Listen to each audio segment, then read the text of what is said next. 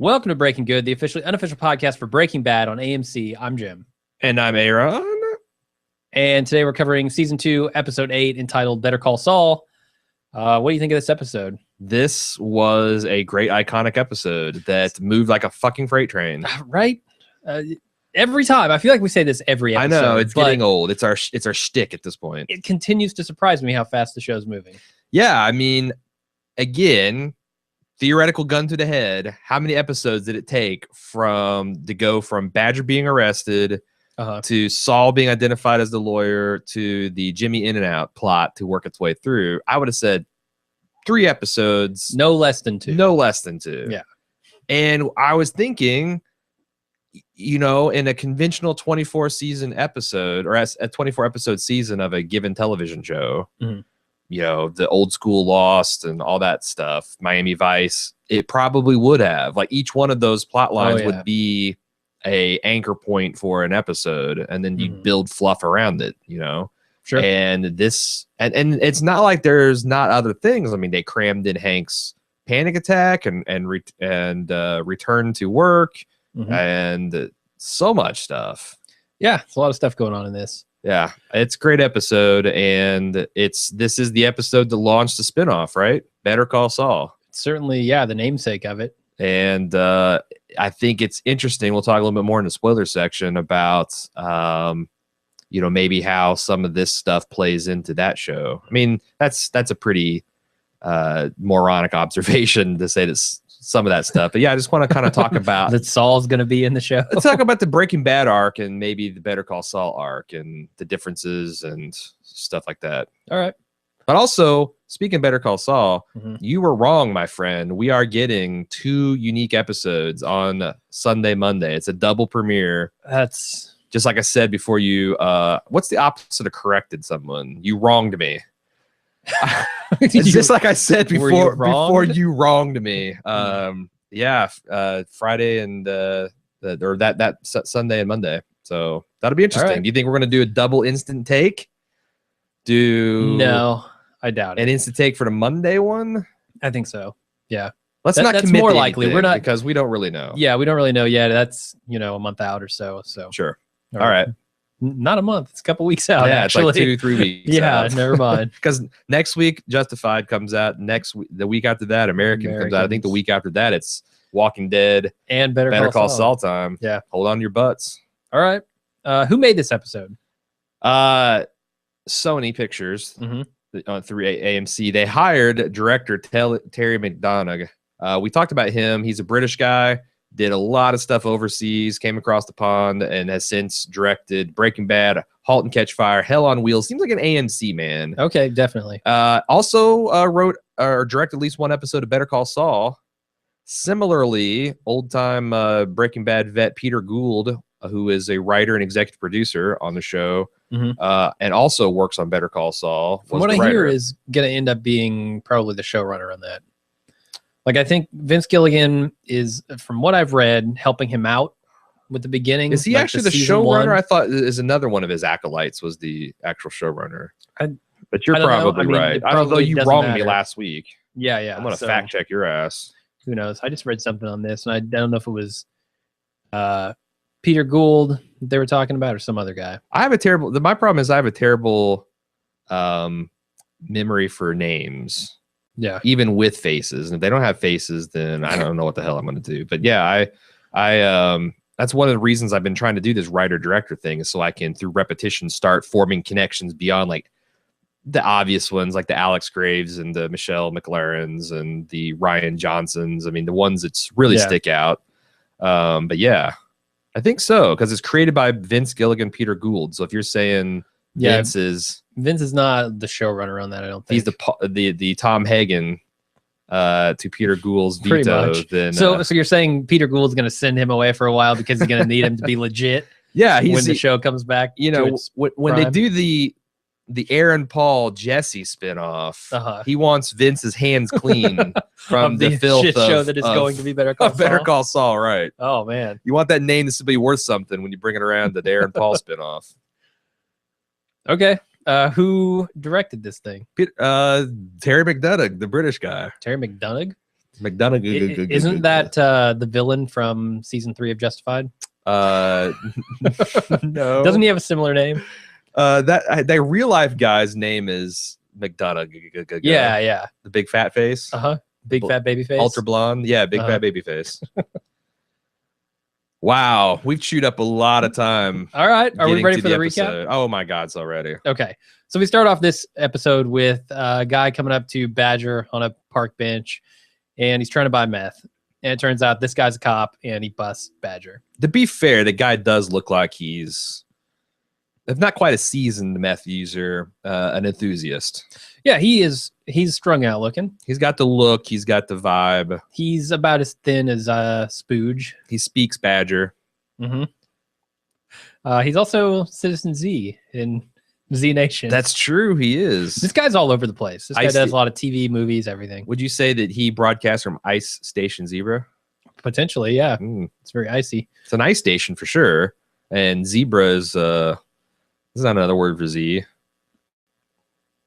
Zed, I don't know. But you know, if someone says word beginning with Z, odds are you're gonna come out with Zebra. Sure. Or zoo. Where are you going with this? I don't know. Okay. I was playing on your. I thought there was some color theory coming. Your Z Nation stuff. Nope. Then we get a really awesome Better Call Saul commercial on TV. Oh, amazing! And that's, you know, Jesse and Jane are watching it after having banged, and Jesse asks if she wants to burn before she leaves, and she tells him, "Nope, because I used to be a drug addict, and the evil weed is a stepping stone." One of those kind of drugs, gateway drug. You know what? If you're a heroin junkie, I think it's not unreasonable to stay away from alcohol, weed, tobacco, any kind of mood alter, caffeine, maybe even. Like if you're 18 months sober off heroin, don't take any chances. Yeah, no, I'm with you. Stay the hell away from anything stimulating or mood enhancing. Or in that very limited scenario, I think weed is a gateway drug. Yes. Don't wear a mood ring even. It's a slippery slope. Yeah, you'll see the red, you'll go, oh my God, I'm in a bad mood, and it'll just send you in a spiral. Yeah, sure. If it turns black, watch out.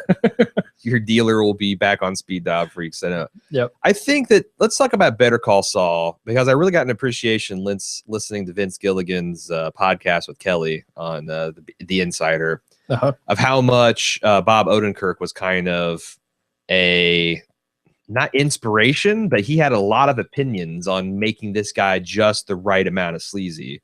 He had the idea for the hair to have I called it the full receding Costner, the receding Costner, where he's kind of, it's not, and they talked about it's not quite a mullet, but it's that kind of, you know, mid-90s Costner haircut where it's long and hangs over your collar.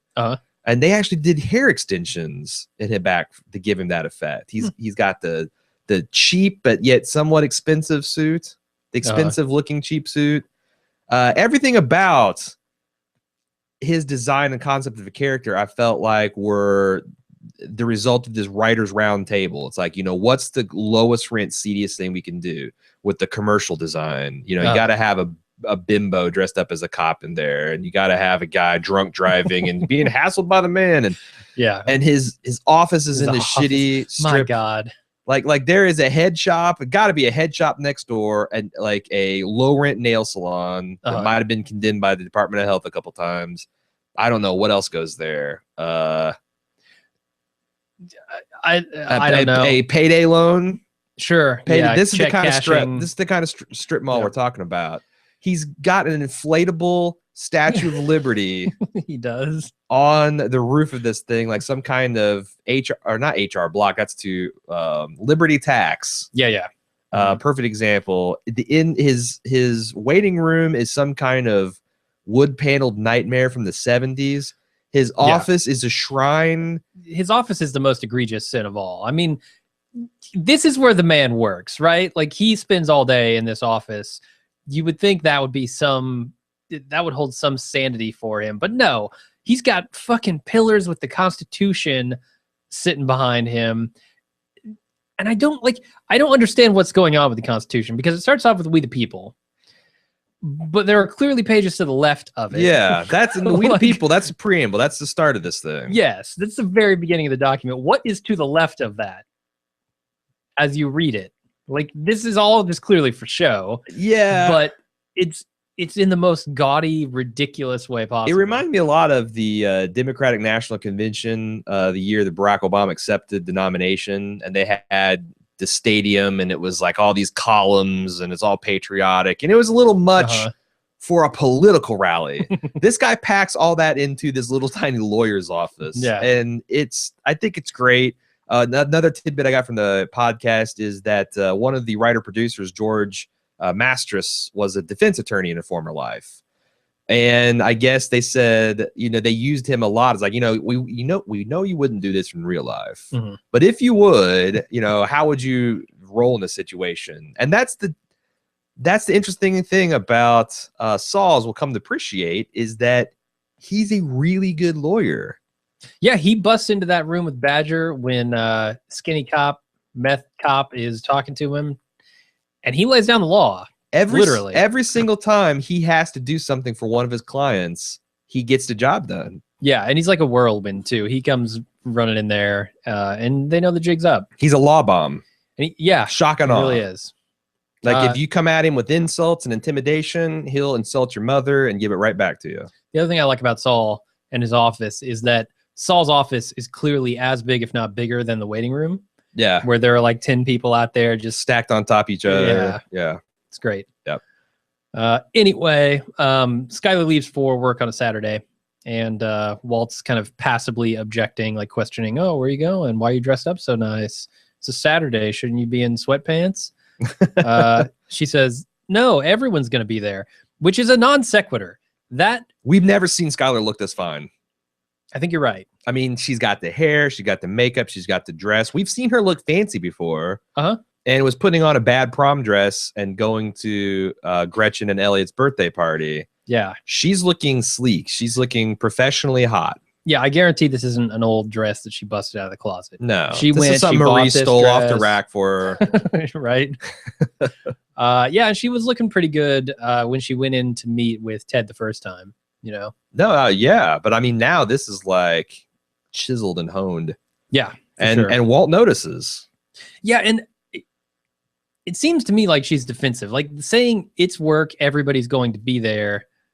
The way she says it, she's like, everybody's going to be there. Like he's accusing her of dressing up for someone in particular. Well, so I watched this, and that was my first read, but then I watched it again, and I feel like that he's kind of puzzled about why she's doing this, but not in a threatened way. Because again, no, I don't think Walt doesn't know him as Mr. Grabby Hands. I don't think he knows Beneke at all, really. No, you're right. And I think it's Skylar getting a little preemptively defensive. Yes, which is how you know that the professionally hot look is no accident. Yes. Now contrast her look with what is Walt wearing? Walt looks like he's the checkout boy of a Hollister store.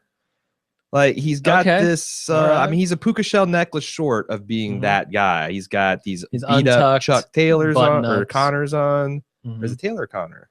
It's Chuck Taylor's. Yeah. He's got the jeans. He's got this unbuttoned shirt. He's just like looks weirdly hip and with it. 2008 era. Yeah, something we're not used to seeing on Walt. No, although his shirt's pretty fucking wrinkled. Yeah, but that's kind of part of the look, right? I guess that's more like a slacker look. But I don't know. I mean, I guess if I'm not sure. I haven't been into a Hollister in. I haven't ever been in a Hollister. A long ass time, if ever. Yeah. The whole surf shop thing puts me off. But anyway, and I'm too old. Yeah, I think I bought a shirt there when I was like 17 or something. You fucking scumbag. I know. This is over. Anyway, so yeah, let's so yeah, then Marie calls up. She after Skylar leaves, and she says, "Hey, Walt, come on over." When he gets there, Hank's isn't getting out of bed, and Marie's worried about it and tells him that he's been in a sorry state ever since he got back. And then Walt goes into talk, and Hank tells him that he was transferred back for various reasons. And then Walt gives him a little bit of a pep talk to various reasons. Yeah, various reasons. What are the reasons he gives, Hank? Well, it's interesting because I think he kind of implies that the other SAC, the special agent in charge of El Paso, thinks he's dirty. Yeah. Yeah, like, oh, I was out getting the evidence bag. What does that mean? I'm the only guy that comes back without a scratch. I mean, what can that? Yeah, like, but I see. There's what's interesting is what is Hank? Is that what's Hank? What actually happened? Because the possibilities are Hank just shit his pants after this and was a gibbering basket case. Yeah. And the sack said, whoa, okay, send, throw whatever's back left to him in a body bag, ship him back to ABQ, right? Second is the SAC already thought he couldn't cut it because of his, panic attack and the fact that he was not speaking Spanish and wasn't speaking Spanish, and the fact that he went back to the car is just kind of the lack of a better word, a pussy move. Somebody had to get that evidence bag is all I'm saying. They got no faith in it, so it's no faith in him, so they ship him back for that. Yeah. Second is Hank could have requested to go back, and he's spinning all this stuff to put a positive, make it seem like it's the SAC being a jerk off, and he's just a victim of dumb luck without making any of his vulnerabilities manifest. What do you think is closest to the truth? I can't say for sure. One thing I think I can say pretty positively is that Hank is posturing for Walt here. I don't think that anyone seriously thought he was dirty.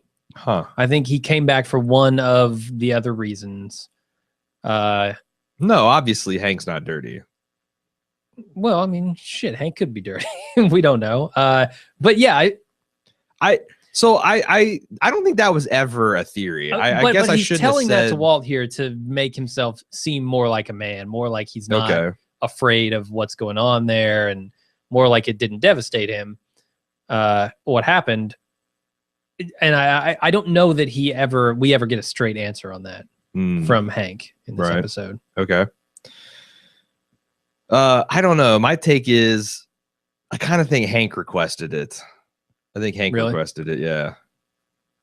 So is he? So he's covering because he's ashamed that he requested it? Because the fact that he comes up with the lie that maybe they suspect he's something hinky about it is so kind of humiliating to himself. I think the only thing he would find more humiliating is if he personally requested to come back, or just no, he didn't just bug out because he comes back to the DEA office in good standing. But everybody's weird about it too. Yeah, but they're all calling him a hero and all this stuff, and like they're happy to have him back. And I guess that might be a residual from Tuco. Yeah, and also Gomi's not weird like, oh, I think you're dirty. It's more like weird, I'm concerned for you as a person I consider a friend. Yeah, yeah. So it's not weird. No, he's not suspecting him that he's dirty. All right. Not. Okay. And Walt's telling him about his inner peace since his cancer diagnosis, which we know has changed him thoroughly. Yeah, over the course of these 2 seasons, quoting like shit from Frank Herbert's Dune. Fear is the mind killer. I must not fear. Okay. Fear is the bastard must be kicked in the teeth. And that's interesting. And also, so the first time you watch this, and he says, Hank's like, look, you and I's career don't have a lot of experiential overlap. And then Walt kind of puts his Heisenberg face on and says, what if I were to tell you that we do? He Morpheuses him. And you think he's almost about to confess. Yeah. A long beat. And did you think that he was going to tell? I thought he was going to tell some version of the truth. I don't know how he's going to like maybe got in a fight or like he kicked the shit out of those kids in the. I didn't know. I didn't think he was going to obviously confess because it didn't be a short show. But he was going to give him like a small nugget of something unrelated. Because the reality is they've killed the exact same amount of people at this point in the film, or have seen as many people die.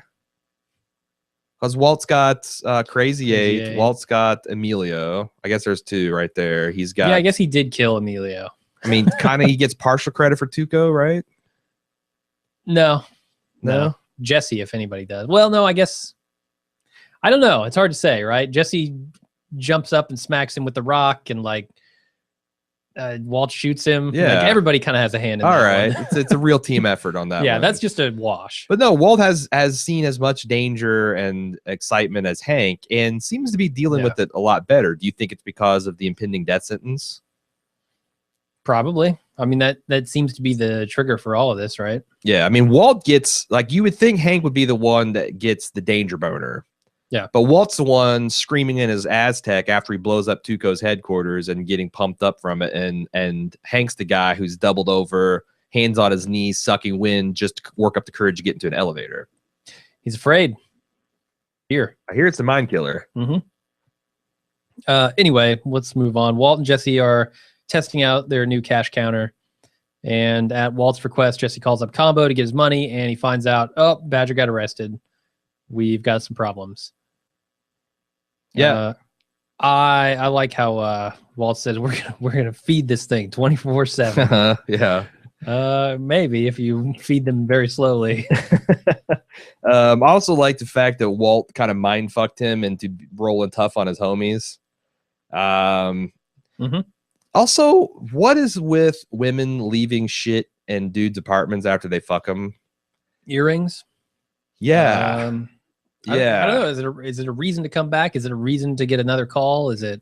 I don't know. It just, and maybe since I don't wear earrings. Fuck, she lives next door. Come on.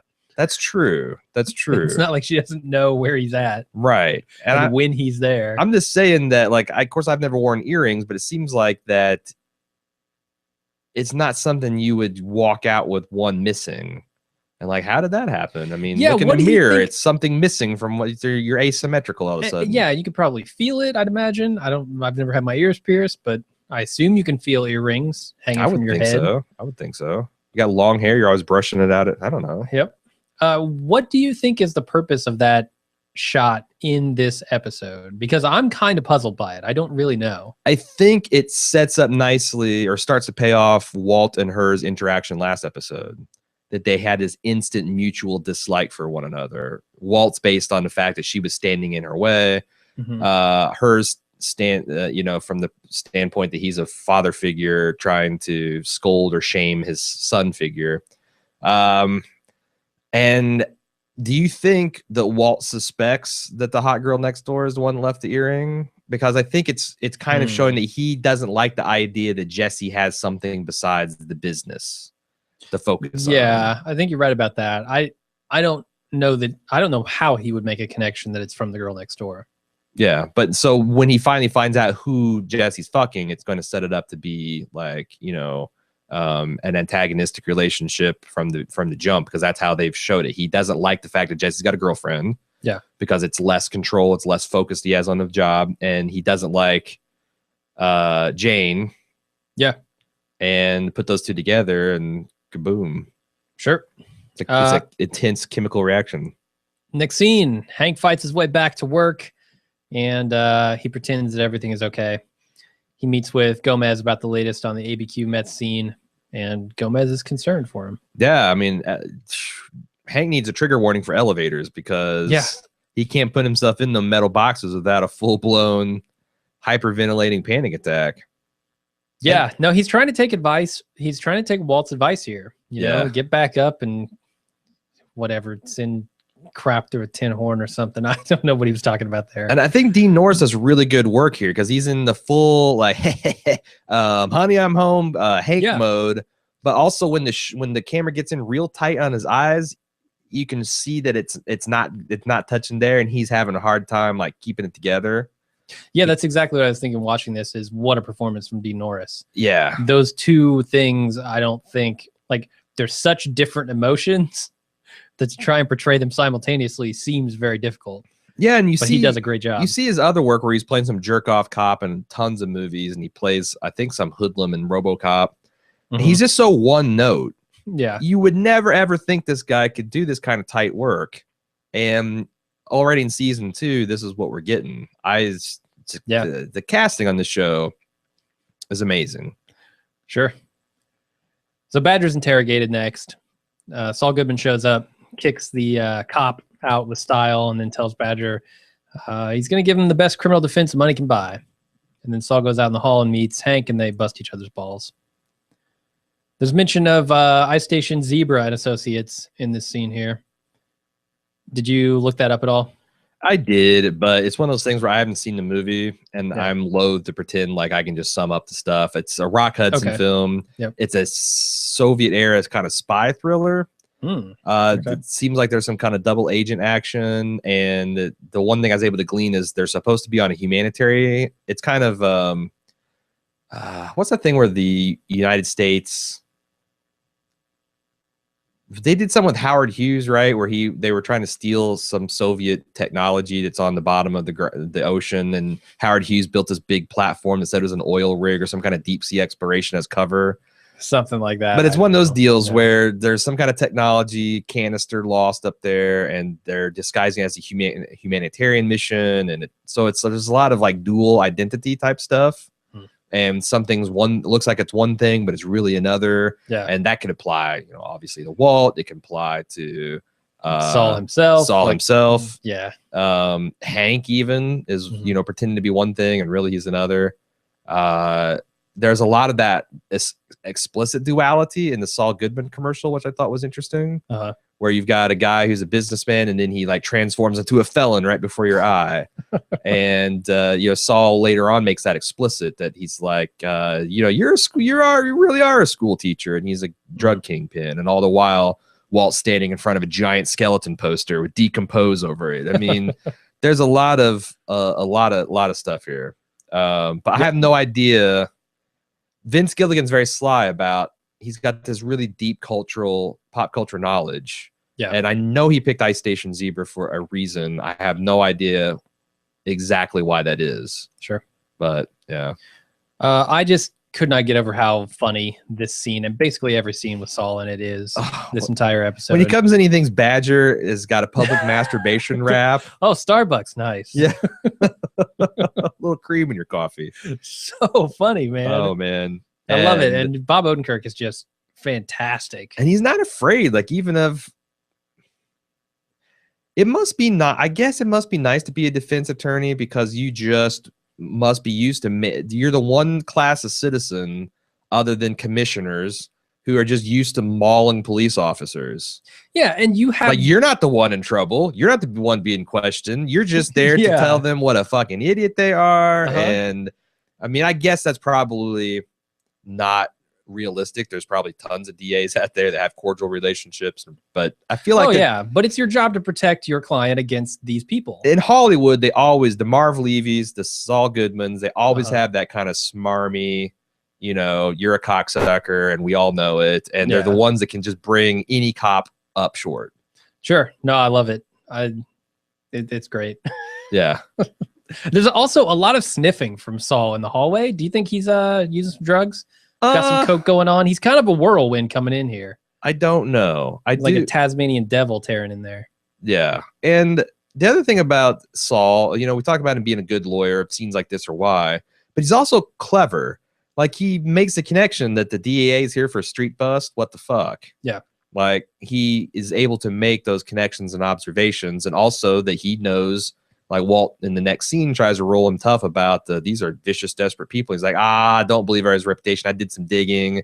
That dude was my old client, and he knows about all this stuff. Yeah. Is able to use that information. I feel like knowledge really, in Saul's case, is power. And a lot of that, like attorney busting the balls of the cops and the DEA is because he does know everyone's rights, right? Like, unlike citizens who think they have kind of this handle on what their basic rights are, this guy fucking knows it in and out.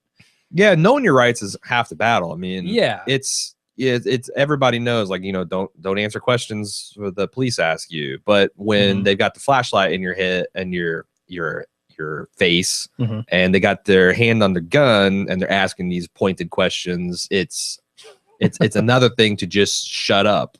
Yeah, and if they tell you something and you're like, that doesn't sound right, but I don't actually know. Well, Saul actually knows. Yeah. Plus, that's the other thing is like they can tell you like if you do this, then charge will be worse. Is that bullshit? Is it not? Yeah. If it's not bullshit, then oh my god, I'm screwing myself over. Sure. So yeah, it's a beautiful thing watching him work. Yep. Jesse and Walt roll up to Saul's office and they argue about who should go in, and then they flip a coin. Walt loses apparently.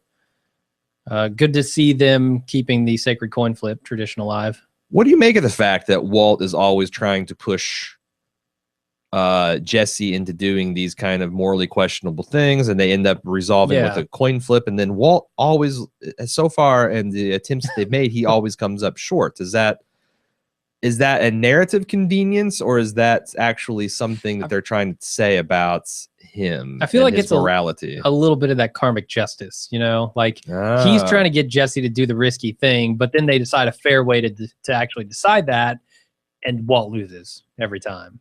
Yeah. So like, here's what you get for trying to push this more, what I would argue is a more innocent person into doing these things. Yeah. No, I like it. And then, you know, the other thing I forgot to talk about Saul's office is he's piping America the Beautiful throughout the waiting room. Yeah, that's funny. And it's great. Also, Walt showing up into his office as the anti-Heisenberg. Mm-hmm.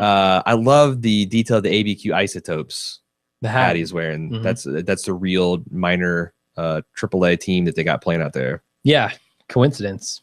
Yeah. Kind of cool. All right, so Walt goes into Saul's office and he meets with him, and Saul tells him that Badger's going to get time served, gonna, you know, get him off the hook if he cooperates, and that, you know, the DEA is after this guy named Heisenberg. And Walt gets scared and says, no, we have to get Badger off the hook so that he doesn't spill the beans, and offers him 10,000 to do so, which we find out that Saul turns down. Can't bribe him. Nope. We find out a lot about Saul here. His real name is McGill. That's what he says anyway.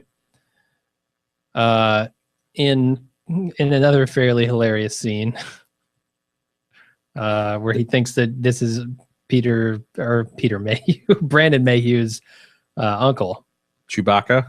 Yeah, Peter Chewbacca's Mayhew. uncle. Yeah. And it's funny because not only is Saul slimy, but he's also like this effortlessly racist, kind of in a similar vein that Hank does. Like, he's just throwing out all these stereotypes. Mm-hmm. He's simultaneously like insulting the Jews, the Irish. Definitely the Irish. I think he throws in a couple Native American slurs in there. He's completely vulgar. Everything about him. Sure. Yeah, he's sleazy. But he doesn't take bribes from strangers. Yeah, from strangers. And who can blame him, right? No, it's smart. Just smart business. Smart business. Yeah. So Walt goes back to the car. Jesse's shocked that Saul wouldn't take the bribe. Then they stake him out. When Saul closes his office, Walt and Jesse kidnap him. They drag him into the desert, and they threaten to kill him unless he takes Badger's case, or at least they imply that that's the threat. And Badger doesn't say, and Badger has to not say a word to the DEA. So instead of doing that, they hire Saul.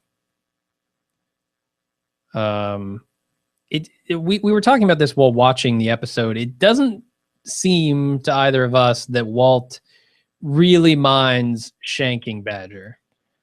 Like, especially not the way that Jesse does, which is understandable given that he's Jesse's friend.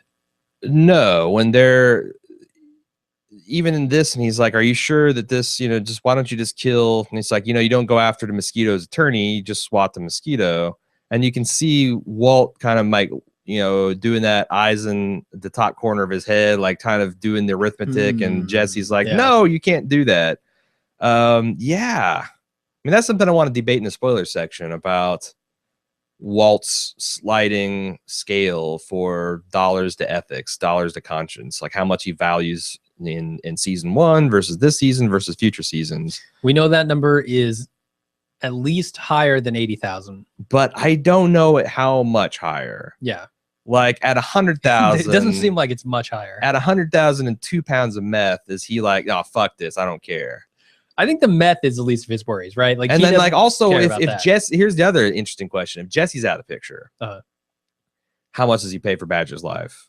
Then how much does it take for him to screw them both over? Really? Yeah, I think almost nothing. He was glad. It seemed like he was glad to part with 4,500. That seemed like in his mind, well, this is an acceptable cost of doing business. I don't know how much higher it goes up than that, but with Jesse being gone, it's a hell of a lot lower.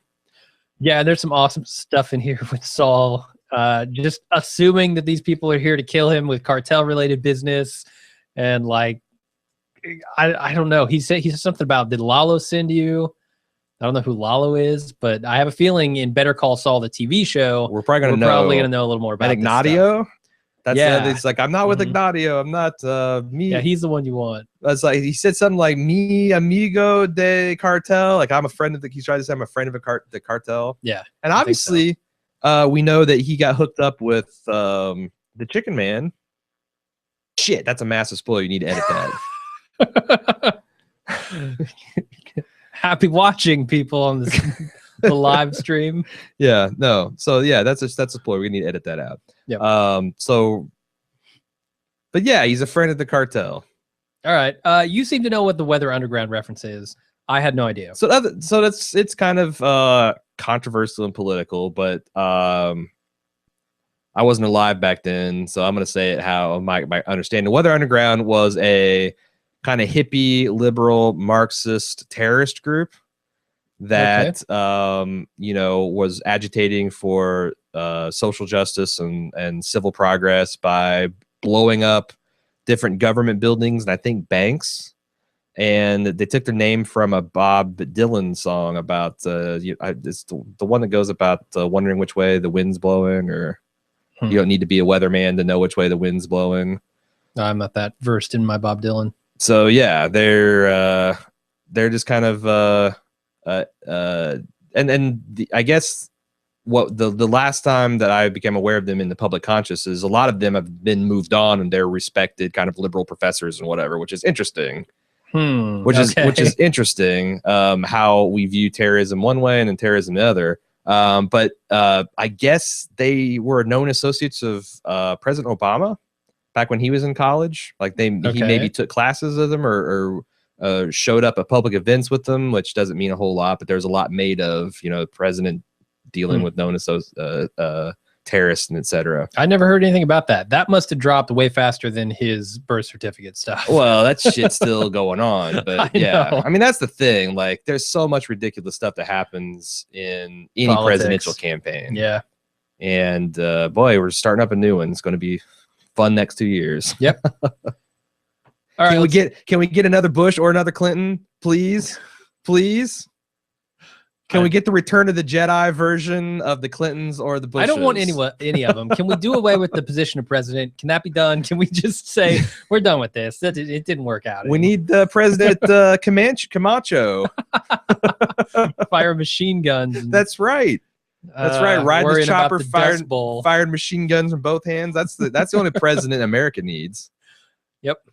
All right. The DEA meets with Badger, and he apparently gives up all the info on Heisenberg right before they hired Saul to have him not say anything. So they're setting you up here. They're making you think, oh, well, he went ahead and spilled the beans anyway. Then we cut back to Saul's office where he's telling Walt and Jesse about his plan to send in the fake Heisenberg to prison. Because apparently Jimmy In and Out likes to go to prison. Not a problem for him. Yeah, I know. I'm not going to make a crude joke about his nickname. Nope, don't do it. He loves In-N-Out Burger. Loves it. So here's the thing. He's like, he's found out how he could profit from this. He opened a chain of hamburger stores with his name. If you spend your entire life in jail, how do you profit from anything? Well, I imagine there are ways to spend your money in prison. Oh, I guess that's true. Like he could be like the most popular inmate.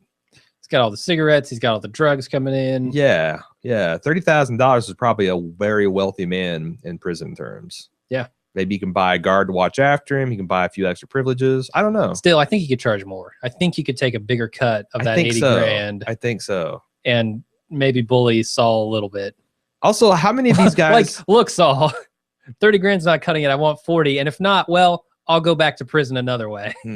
I think it's funny, the concept that there are people like this. Who like prison? Or no, I don't find that funny at all. I think that there's a lot of people like, if you watch, I've heard a lot of real life stories about, especially, old guys that get released, kind of like, Shawshank Redemption. Oh yeah. And they've been in prison so long, and what you don't appreciate is how much life just passes you by.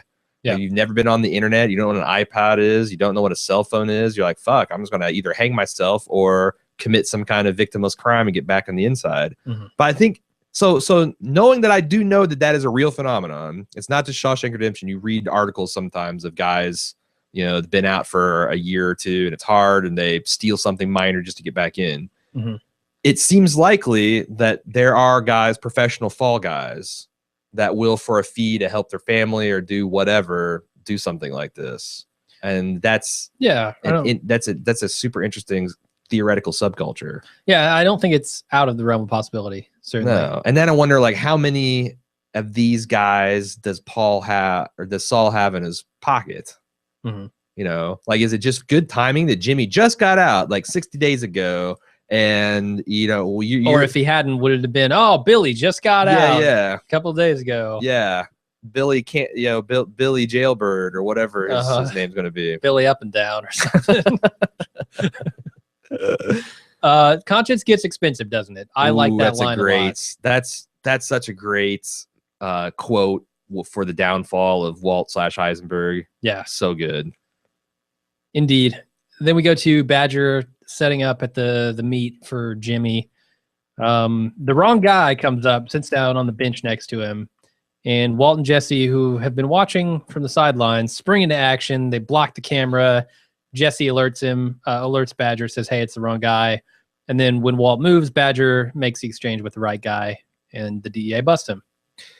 Yeah, and this is the kind of stuff that Bryan Cranston, and only Bryan Cranston, can do. Oh, yeah. Yeah, I love it. I think that's the interesting thing about John Hamm versus Bryan Cranston. We've had that debate a lot. Like, you know, they're both great actors, and Bryan Cranston continually smacks him around come Emmy time. Yeah. But who's better? And I think that, like, Bryan Cranston could play a Don Draper character. Man, it wouldn't you're be walking exactly a dangerous line the same. Here because I've seen John Hamm in like 30 Rock. And okay. He plays kind of a dumb, oblivious, like uncoordinated doctor character. Okay, that's the thing. Yes, I've seen him be very funny and very silly in things. Mm-hmm. But could he be a person who is a dangerous, menacing person and then play light and breezy, but befuddled sitcom TV and dad? Have them meld into a single character? Yeah, that is very hard to turn that shit on a dime. Yeah, Bryan Cranston does that so well. It's just hard for me to imagine anybody else in the role at this point. I mean, he goes right back to his Malcolm in the Middle character for this 60-second stretch of, you know, and it's driving Walt or Hank crazy, but Walt never suspects that it's anything less than just his brother being a dumbass. That's the thing. Like, Walt, you know what's going on. We know what's going on. And the way that Walt plays this, it's just like his Hank's concern for getting Walt out of the way is just completely out of context compared to Walt's lack of concern. Yeah. Walt's like, oh, okay, well, I'll get moving, but I just wanted to stop by, see how you were doing. Wanted to say, okay, I'm sorry. I'm sorry. Backwards, forwards? Yeah, oh, these damn cars. They're tough to. Yeah. I'm not really sure. Oh man, this is DEA business. Yeah, it's so fucking hilarious. Yeah, genius. And we talked about this while we're watching it. Like, I put my hand over my eyes, like, I can't believe that Walt and Jesse are actually here watching this. Like, yeah, it's a good thing they were there, or this would have been a busted up racing deal. Mm-hmm. But oh my God, there's no way they should have been anywhere near that deal going down. It was insane. Yeah, incredibly dumb. But it worked out for him. I think that's a slight flaw in this episode. But if I had to say it. So I've been thinking about that since I raised the objection, and we were doing our thinking about the podcast phase of the mechanics of making this thing. I'm trying to think of ways to defend it, and I'm like, well, Walt's hubris is definitely within his character, and he's also a control freak. So if you've got a prideful control freak, it might be entirely consistent in his character. In fact, it would be kind of inconsistent if he just would leave all that to just go according to plan. Yeah, maybe. I still think it's crazy. It's crazy even for Walt, but that's the one defense I came up with it. Maybe he kind of doesn't trust this whole plan, and he's just given some guy who he just met $80,000 and said. Although Jesse seems a lot more skeptical than Walt does at this point. So yeah, I don't know. I'm not sure that all works out, but Jimmy Toontime assuming the position from the very. It's like before the vans before pull up. the cops even pull up. It's Uh-huh. like he as soon as he hands over the dope bag, it's on the knees. I don't. Hey Yep. man, I'm getting 30,000 here. I don't get my face busted up. No, I'm gonna no get reason. no rough stuff here.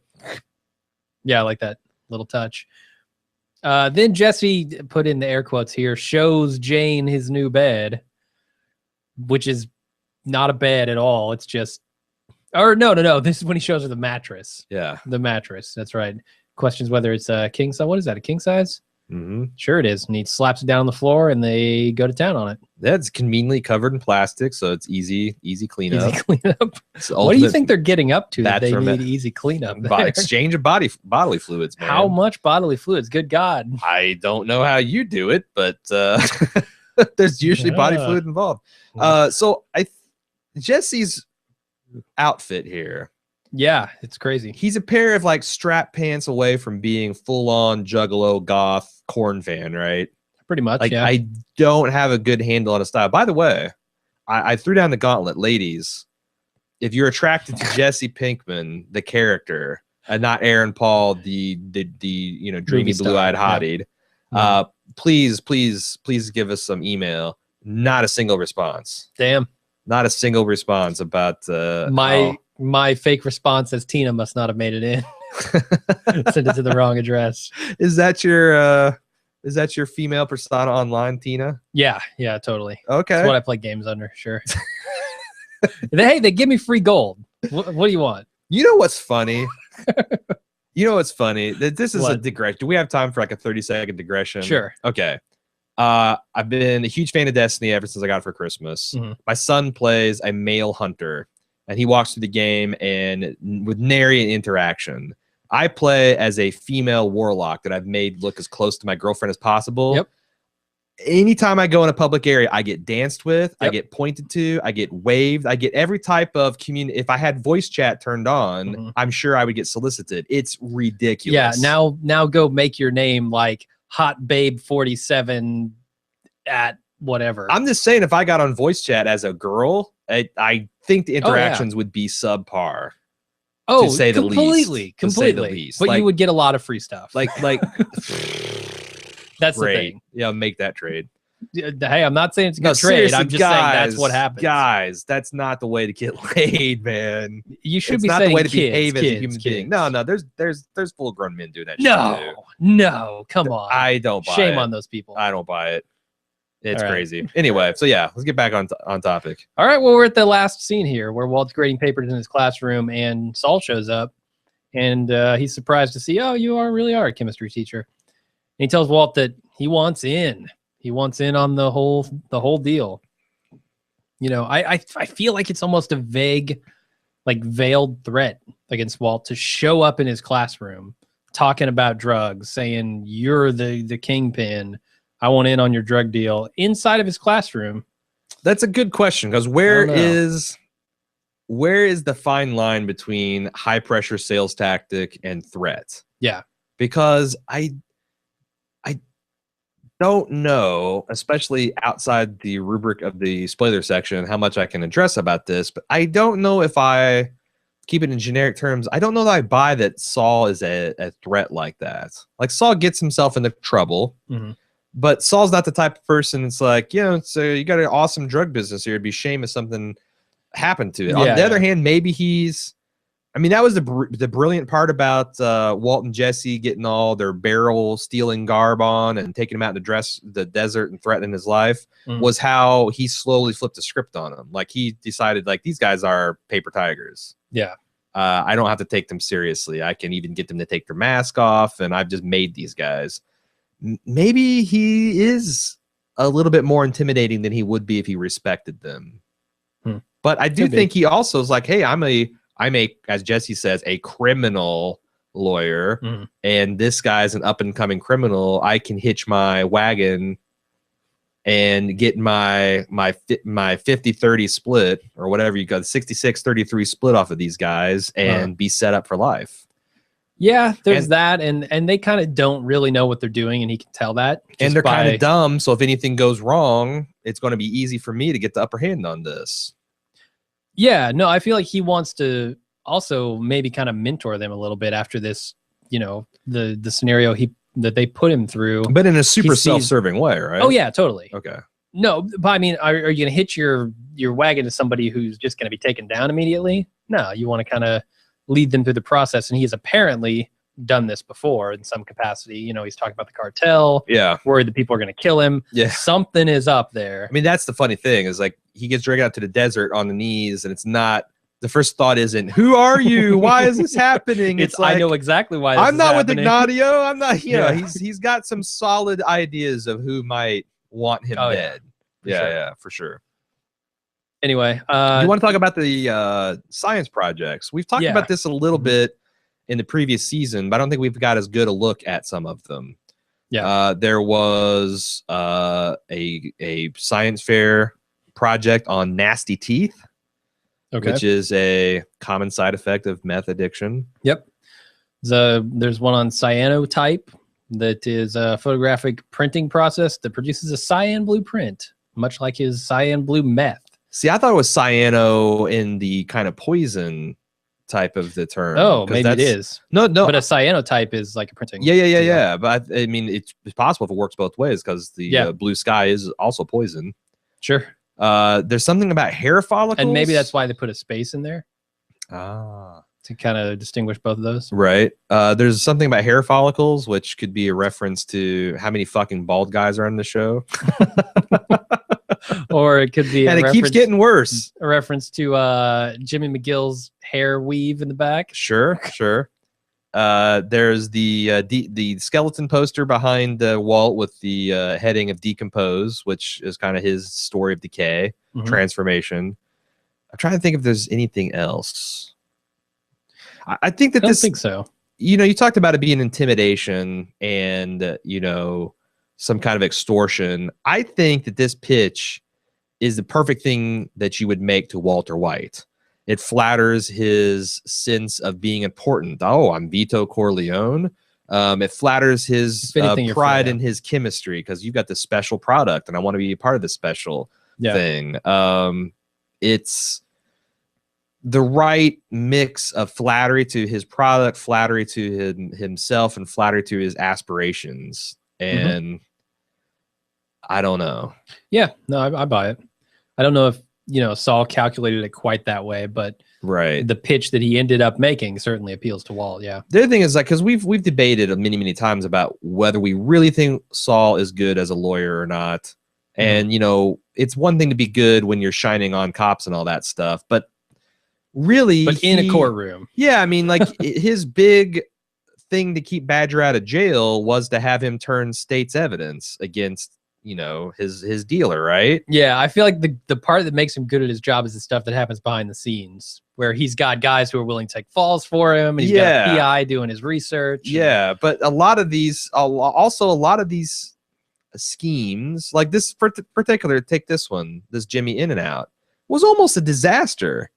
Like if I was Walt, I'd want half my money back because his guy showed up 10 minutes late, which is already a disaster. He sat on the wrong goddamn bench.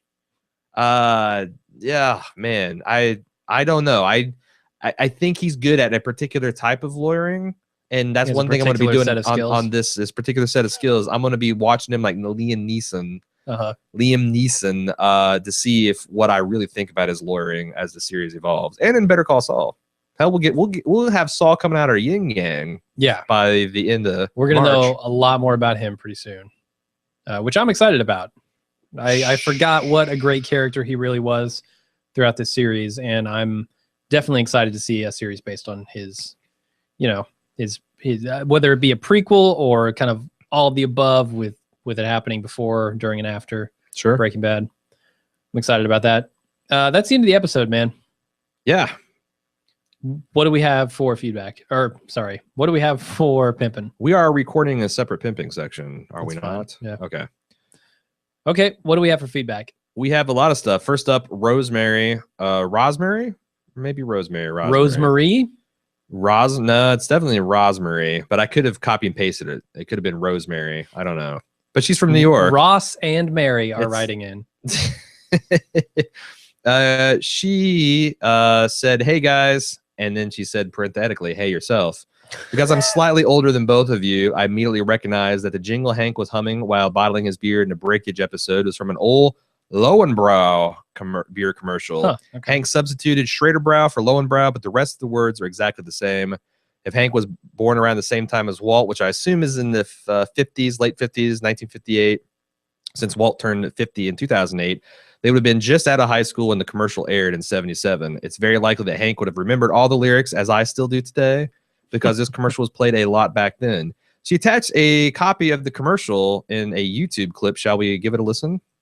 Sure. I'm going to try this. I'm not set up for a direct transfer, but we'll see. Might pipe it in later.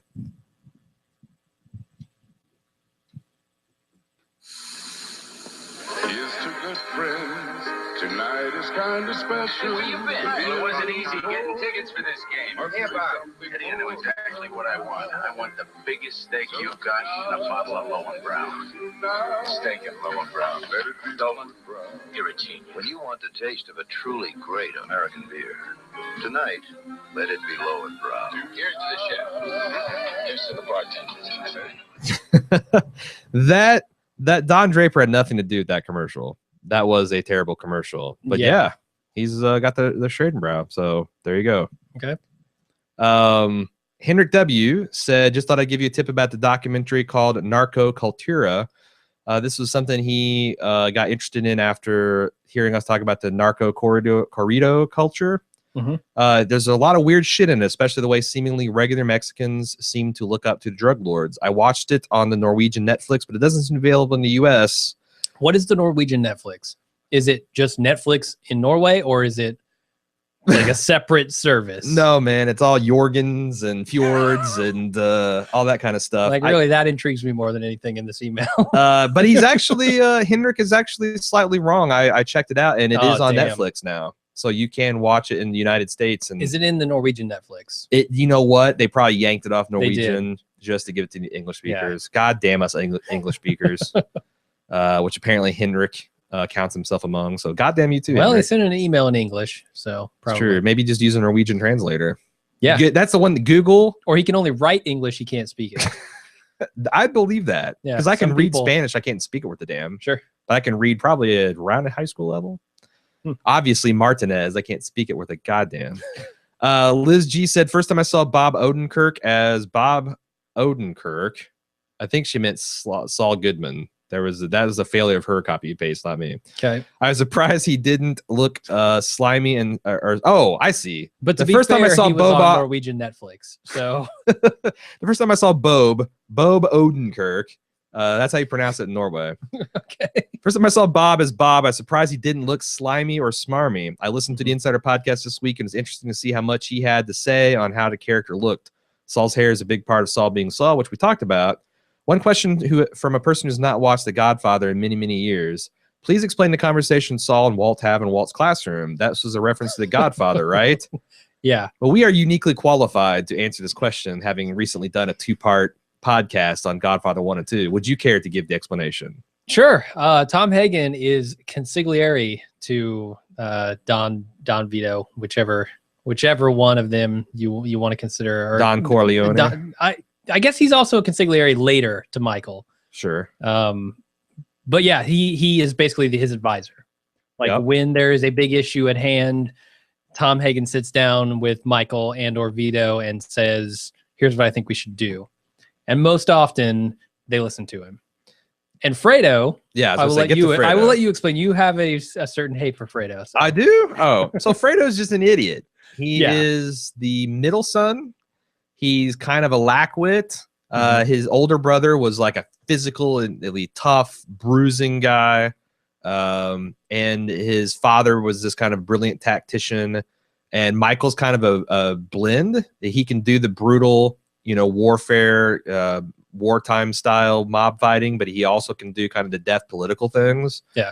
But Fredo is just the odd man out. And that's why anytime you're being compared to Fredo, I thought it was funny. It's not a good comparison. Yeah, because like Shaq mentioned, who Shaq is, basketball player. Yeah, he was talking about like the different people he's played with, and he mentioned that like I think he's talking about Penny Hardaway was Sonny, and Dwayne Wade was, I think, Michael, and he said Kobe Bryant was Fredo. Oh my god. Which, you know, that's Was he just busting his balls? Shaq and Kobe didn't like each other. I don't know really why, because they were phenomenally successful. Yeah, it doesn't seem from the outside that Kobe Bryant is a Fredo. No, I wouldn't say that either. But No. you know, I didn't play with him for 2-3 years either. So anyway, there you go. Yep. She continues, Liz does. It's interesting that in 2009, there were so many people that still had landlines. Marie called Skylar at home. Today, she would have called her on a cell phone because she might not have a landline. That's other cool. The cool thing is they're pretty faithful about cell phone technology. Like everyone uses these old Nokia style bricks. And if you're like really well to do, you might have one of those Motorola, you know, razors. Yeah. But there is no smartphones. I think towards the end of the series, maybe, but then that's a minor spoiler. Do they ever get the iPhones? The first iPhone was released in 2007. Right. But So it was a pretty big status symbol the first few years, right? I mean, it was. I don't believe that for a second that a guy like Walt would have an iPhone. No. Somewhat surprised that Hank doesn't have like a BlackBerry, because that was like all about government agencies, you know. Sure. Had the old school Blackberries, even Blueberries. Shall we move on? Yeah. Jenkins B said, talk about one of the greatest episodes of TV, hands down. So far in this rewatch, this has been my favorite episode. Saul Goodman steals the show from Bryan Cranston, who until this episode didn't have an actor in his league. The guy who plays Saul Goodman, Bob Odenkirk, blows me away. The introduction of this lawyer that brings this whole drug operation to a new level. Saul's the bridge from this low-level operation to the bigger picture that Breaking Bad becomes. I don't think that's a spoiler. I don't think so either. Because also it's somewhat misleading. How do you rate this episode, and is it one of your favorites? That's a good question, because while I was watching this, I was amazed at how fast it moved, and again, how much groundwork it lays for late model, or late years. It's almost, you could fairly divide Breaking Bad into before Saul Goodman, after Saul Goodman. But I didn't think it's my favorite episode. No, and I think for me, it's a great episode of television, no doubt, but Breaking Bad at its core is a drama. And the episodes that hit really hard on comedy, while enjoyable, are not like some of the best moments in Breaking Bad. Well, that's one of our kind of what do you call that, biases? Because I noticed we're prepping for some kind of Bald Move Awards that we're going to be doing. Yeah. Maybe. I don't know, but we've just been discussing, and I've noticed that like I've got a whole bunch of dramas and then a run of comedies. And I feel like I've got this internal bias that even the best comedy can't be as good as the crappiest, quote unquote crappiest, because I don't watch crappy dramas. Well, yeah, I do. True Blood, but those aren't on my list. Even the crappiest comedy is better than, or the best comedy is better than the lower tier quality drama in my mind.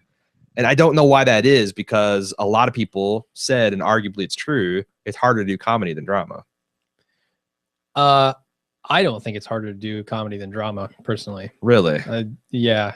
I think, I don't know. Maybe it's just, personality type, but I think comedy is certainly comes more naturally for me than like high drama. But you've never been an actor.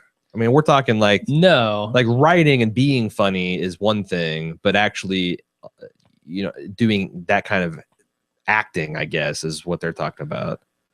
Yeah, maybe. I don't know. I've never done any acting, so I wouldn't know. There you go. But you're right. I mean, like, I view dramas as being in a higher kind of tier of television than comedies generally. Now, there are exceptional comedies that break through into kind of the, oh yeah, this is better than most of the dramas on TV. Sure. But specifically with Breaking Bad, I view it as a drama series. And so the comedy episodes don't really register in the same way that the very high drama stuff does. Sure. Okay.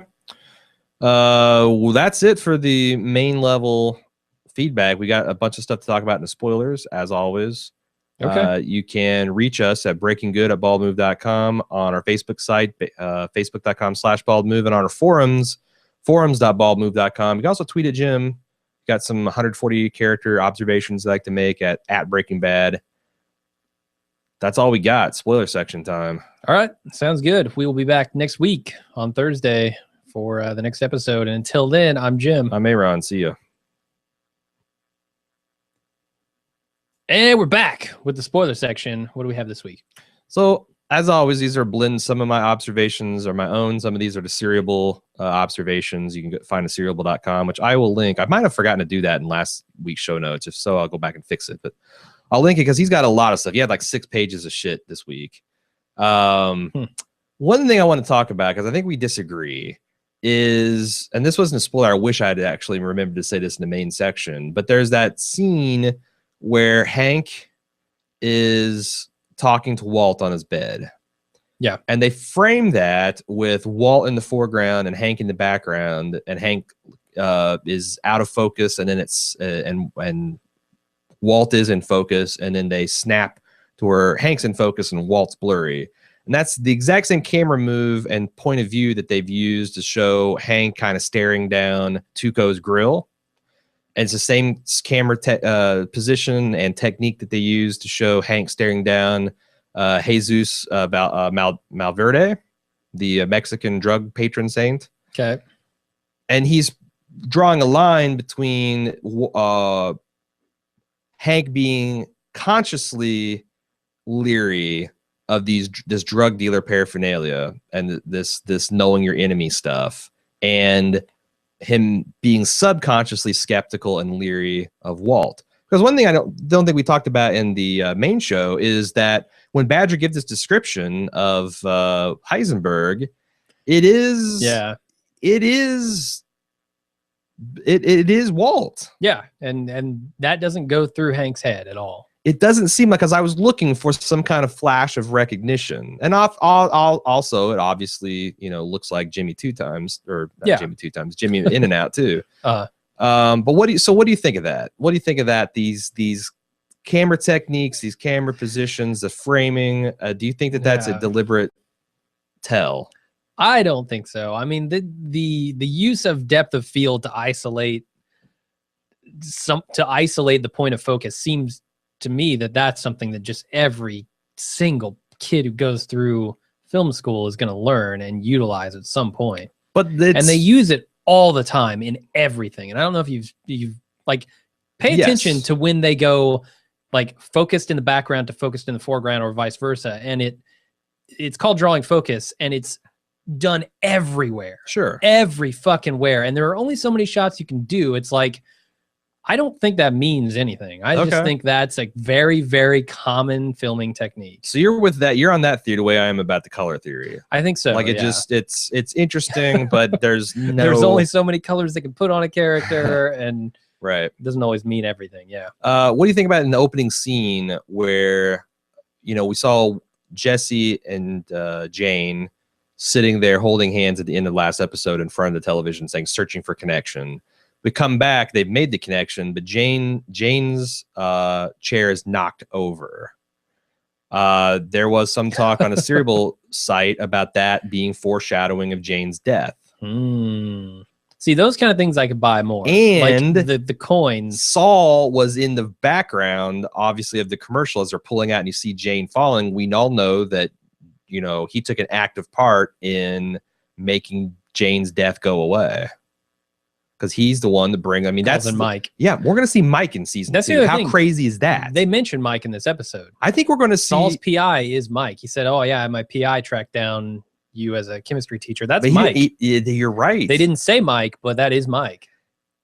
It's slightly. I think it's a slight continuity error to show Mike being Gus's #1 enforcer and also doing low-level work for Saul Goodman. in the grand scheme of Breaking Bad, you might be right. And I know that's probably literally true because they didn't think that Gus was going to be the character that he became. Yeah. And an economy of characters suggests if you got this bad, you just, and they all work great, just put them together. So do you think maybe that's not Mike, the PI that they mentioned in this episode? No, I think you're right. I think that Mike, it's just something that grew out of proportion as they. It's kind of like in the original Star Wars. I don't know if you knew this, but the Tantive 4, the little Corellian blockade runner, was intended to be the Millennium Falcon. And Wow. Okay. George Lucas thought it was like too pedestrian and was kind of too like a generic of design. And then he, famously bit the Big Mac and said, I want it to look like this. Also, how the fuck could Han Solo pilot that thing by himself? That's the thing. The blockade runner was not supposed to be that huge of a starship. They just scaled it up to make it the blockade runner. Okay. So I'm like, that's what happened to Mike. Mike was this low-level, colorful guy that was supposed to be Paul, Saul's PI, and he ended up getting expanded, just like Gus grew into this international, almost James Bond villain with connections to the cartel, to this paramilitary regime. Yeah. And Mike had to swell with him. So some of the underpinnings don't make a lot of sense. Gus was someone that Saul kind of does a handshake deal with Walt to introduce them. Like, you forget that Saul is the one that facilitated that arrangement. Yeah, no, he facilitated it, but it was very like, spy-like. I know. It was like, oh, go sit in this place and you will be met by a man. And then he wasn't actually met by a man, but he was and vetted. And yeah. That doesn't seem like handshake deal. That seems like I will prearrange everything. I know. I'm just saying that it makes Saul seem more powerful in retrospect than he probably is. Yeah. None of these are huge problems. I just think it's interesting to see the vestigial. It's like, when you find out humans have tailbones, like, whoa, that's really crazy. Or whales have pelvic bones. Like, wow. Well, but these are some of the underpinnings we see of what Breaking Bad might have been had Giancarlo Esposito not been amazing, had Jonathan Banks not been amazing. Yeah. Like, what, and I sometimes wonder in the opposite direction, like Ted Beneke. Could he have been a bigger character? If he had more on-screen chemistry with, like, because I don't think he had any chemistry with Skyler, and he doesn't really have any chemistry with any of the cast. He's just kind of like a no-name, nothing kind of guy. Would he have expanded into a much bigger thing, and would his tale have been much deeper and gone further than kind of like left in the middle of things? Well, you're paralyzed and see ya. Yeah. Fun there's while some lasted. money and some hush money and some tax, but it's we're just going to drop you in favor of stuff we care about. Yeah, no, I don't know. We might get a lot of that backstory filling, because it feels to me like you said earlier, I think Saul is kind of taking a big step down to deal with Walt here, and he's only doing it because of circumstances. And when he's used to dealing with the cartel and specifically Gus, it seems like maybe this is kind of just beneath him a little bit until Walt becomes who Walt becomes. Sure. So I don't know. All right. Let's see. I also liked the exchange of Jane when she gave him the double-sided coin. The symbolism of Jesse literally being the one that turns the coin over from 18 months to keep coming back, and because he's essentially what knocks Jane off the wagon. Yeah, he flips her from 18 months wants strong to burn one, man, to keep coming back to the keep riding the horse. Yeah, I like that. I love the Walt when he's describing himself. At this point, it's mostly fiction, but he said, you don't understand about, Badger can't turn on himself. He's like, these are vicious, desperate people. And you talk about that and like how he liquidates Mike's guys.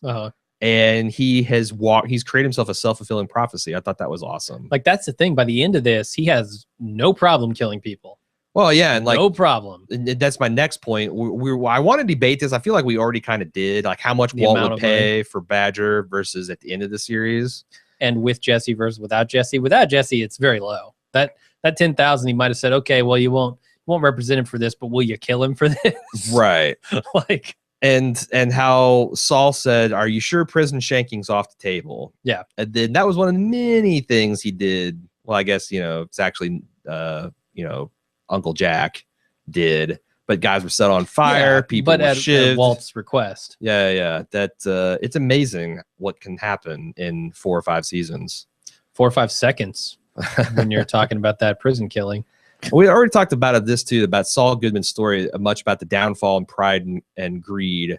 A downfall of pride and greed is Walt's, because Saul was licking his chops at the concept of bringing along a drug dealer. you know, and getting Getting a rich taste. off of this deal. It turns out a nightmare for him. Oh yeah. I mean, Walt all but takes him hostage and says, do you remember that classic scene in, I think it was season 5A, where he just gets right into Saul's face and makes him turn over and piss himself, and says it's only over when I say it's over. Yeah. And now he's like, what's his ultimate fate? He's running not a Haagen-Dazs, a Cinnabon in Nebraska. Oh, Nebraska. I think it's was Nebraska. it Omaha? Or could have been Omaha. I think it's Omaha, Nebraska. Right? I was gonna say Oklahoma, but I think you're right. Omaha, Nebraska. Omaha, Oklahoma. Is that like St. Louis or it's like Kansas City, Missouri? Yeah. I think that's interesting. So that means that for Better Call Saul, we know that the ultimate villain or the ultimate downfall, Walter White, was cancer. Yeah, arguably.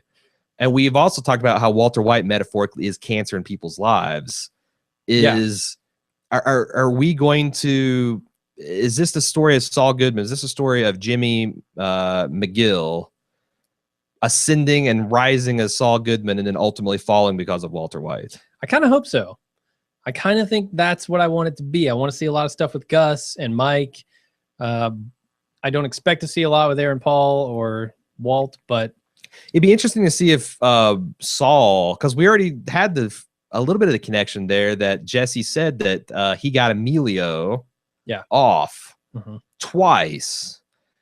It would be really cool to bring him back. It'd be really cool to bring Crazy 8 and show Saul leveling up in the criminal underworld as a lawyer in parallel to Walt leveling up, going from Crazy 8 to Tuco to Gus to the fucking Nazi supervillains. I mean, I think that seems like it'd be really cool, especially what do you think they're shooting for in terms of seasons? This feels like a 3-season show. We talked about that on The Leftovers too. Like, I wanted more at the end of season 1. I'm assuming I'm going to want more. I feels like a 3-season show. Better Call Saul feels like a 3-season show to me.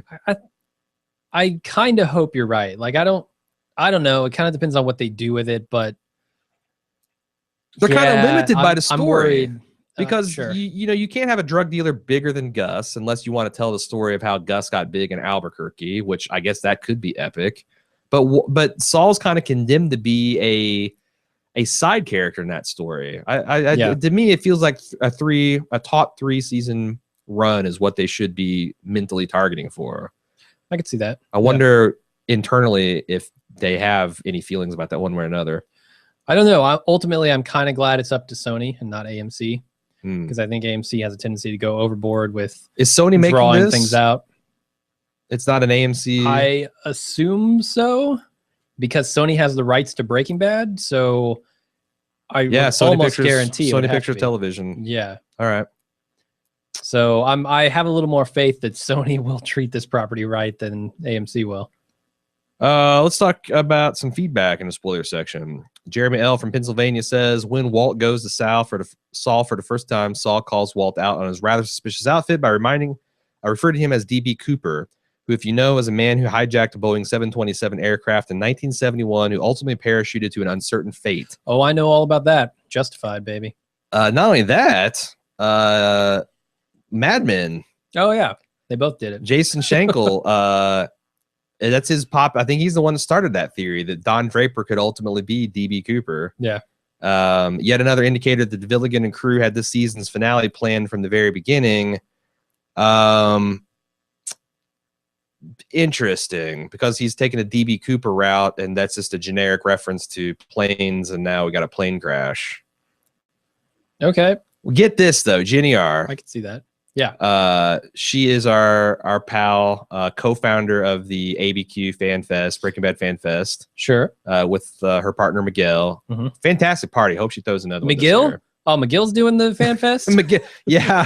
We thought he said Miguel. There's some shady shit. There's some weird accounting practices going on there. Yeah. But hopefully it'll end up to Mo Party. She goes, hey guys, just because I know how much Aaron loves the plane crash, I wanted to share something I learned today. Did you know that there was a midair collision between an Aero Mexico DC-9 and a private plane, Piper Archer, over Cerritos, California in 1986, killing everyone on board in both planes and some folks on the ground? The crash was attributed to an air traffic controller who handled both flights, whose name was ... Walter White. I did Wow. not believe you, Jenny. When I saw that, I had to confirm. I had to fact check your ass. You are correct. Uh-huh. And as Jim is my witness, I went through a lot of feelings. Like You were in that crisis is mode. that is such a phenomenal coincidence Uh-huh. that Vince Gilligan picks Walter White out of the name out of thin air. Mhm. And then he writes a story for him that turns out that this low-level guy who was the, John Delancey character turns out to be named Walter White. If that kind of coincidence can happen in real life, then fuck it. Bring on the air collisions. Bring on Fishnado. I don't care. You were like Data struggling with the concept of comedy. Yeah, I'm like You were Saul like- on the road to Damascus. I was blinded by the light, Mhm. and I'm ready to convert to the cult of Villigan. And then I and- brought it crumbling down again. Partially. Okay, partially. Good. I would believe that they kind of backed into that. They said, okay, we have a character named Jesse Pinkman, a character named Walter White. Let's go Google their names and see what comes up. When you Google Walter White, that'll come up, right? And so they probably said, oh, this is an interesting idea. Let's take this and run with it in season 2.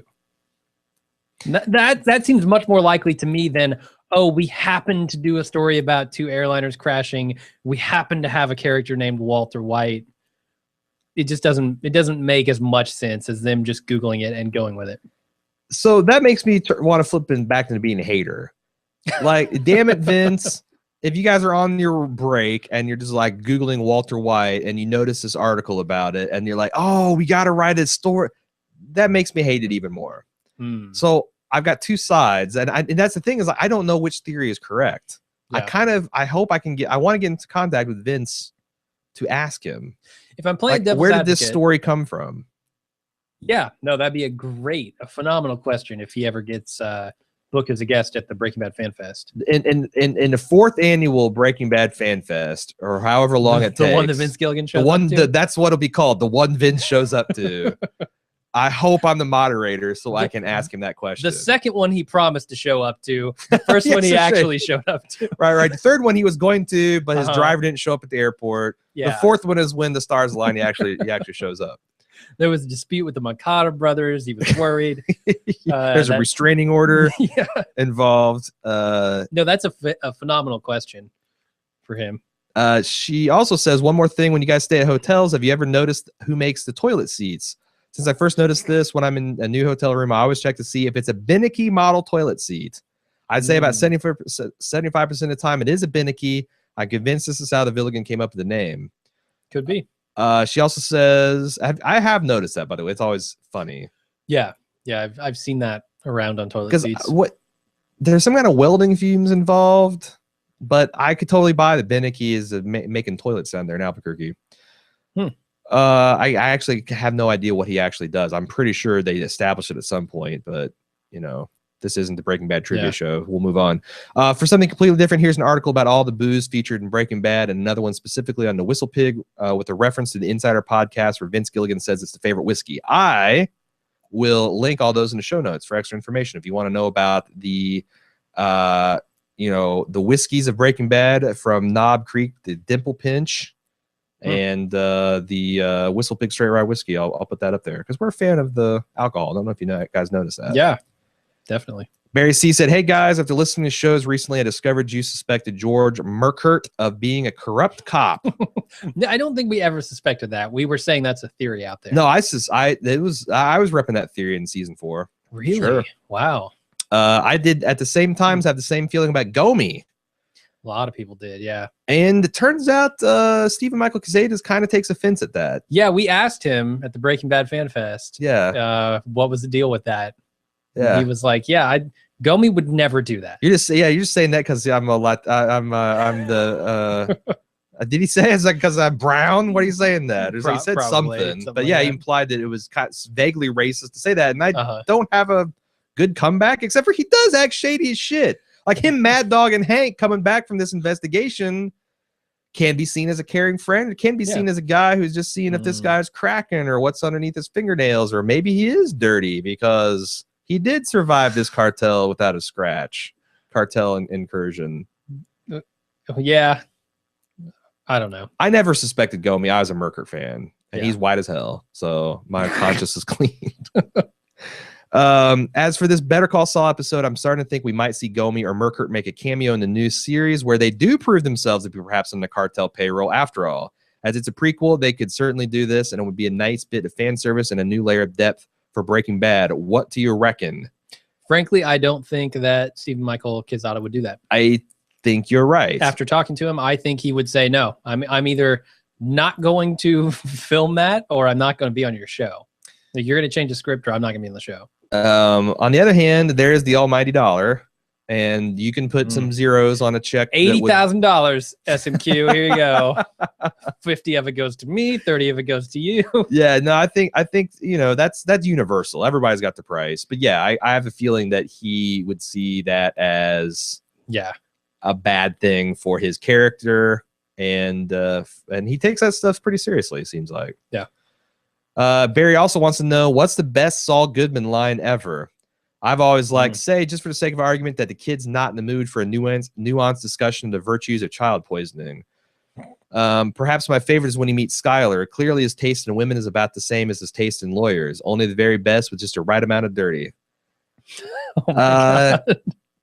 I Yeah, I liked forgot about that his one. line about the feds wanting Badger like an axe wants the turkey neck. That's pretty good. Yeah, he's got so many good ones. I don't even know. Like, picking one is hard. Remembering any is really tough. From those seasons we haven't covered in 2 years. Yeah. I don't know, and I feel right, like I shouldn't pick one from this episode. I got a top 10 Saul Goodman quotes of all time on IMDb. So all right, you want to go through I will them? pick one of these. Yes. If you're committed enough, you can make any story work. I once told a woman I was Kevin Costner, and it worked because I believed it. Pretty strong. Also the hair. Talking to Skylar after Walt introduced his wife to Saul. Hello, welcome. What a pleasure it is to have you. I'm just going to call you Skylar if that's okay. It's a lovely name. It reminds me of a big, beautiful sky. Walt told me how lucky he was prior to the recent unfortunate events. Clearly, that's the one we just talked about. Yeah. Number 8, Walter H. White. What are you offering me? Saul Goodman. What did Tom Hagen do for Vito Corleone? And Walter says, I'm no Vito. He says, no shit. Right now, you're Fredo. That was from this episode. Mhm. Look, let's start with some tough love, all right? Ready for this? Here it goes. You two suck at peddling meth, period. That was from Blood Money. I don't even remember that line. I'm starting to feel bad about IMDb's taste in quotes. Yeah, I don't like how long the quotes are. Number 6, as your dead guy, occupational hazard, drug dealer getting shot, I'm going to go out on a limb here and say it's been known to happen. Okay. Yeah, I'm feeling very shaky about this. Jesse says, what the hell just happened? You're my lawyer, not his. Saul, it's the way of the world, kid. Go with the winner. No, I don't like any of their quotes. Fuck those quotes. All right. I'm much more like a bunch of the stuff that was in this episode than any of those things. And shorter quotes. Come on. Yeah, the top ones are really, really bad. Yeah. And fuck half that. of them are from this episode. All right, fuck this shit. Yeah. I'm going with the axe for like the turkey neck. All right. I'll go with conscience gets expensive, doesn't it? All right. Boom. That is an episode. We are done. Send your spoiler takes to breakinggood@baldmove.com. We'll see you next time for episode, 209? 209. Yep. Whatever that one is. Definitely. Also, the one where Jane dies. No, I don't think it's that soon. No. Who knows, man? With the pace of this season, No. Jane could be dead next episode. I feel like Jane. Then 2 episodes with her dad, That's one true. episode with the plane, and you're done. We don't You're have out. a lot of episodes left. No, we don't. We got 4, 4 right? episodes. 9, 10, 11, 12, 13, 5 episodes. 5. Okay. Got to count 9. Not so good with the math. I'm as good at the math as these guys are peddling meth. Yep. So let's get out of here. All right. Thanks, everybody. We'll see you next time. Bye.